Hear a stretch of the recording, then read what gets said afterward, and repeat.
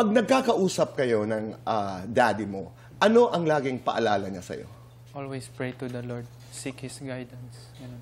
And when you pray to the Lord, naniniwala ka na dapat ang prayer ay specific. Opo, syempre naman. Your mom is a pastor. Mama, no? At napakaganda niya. Nakita ko siya dito sa studio. Thank you po. She's a beautiful, beautiful lady. Oh, totoo. First time kong makita. Thank you so much. So, specific. Yes. Ngayon, na 10 ang happiness mo, maganda ang nangyayari sa buhay mo, what is your prayer?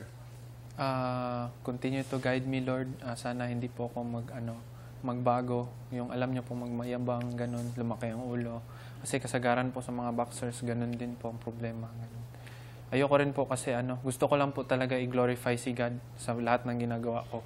I don't care about the fame or money. Gusto ko lang manalo, i-honor din yung mama ko, at malinis yung pahalan ng mama ko. At saka, if God willing, patayo po ako kami ng sarili po namin church. Ganun. Ganda.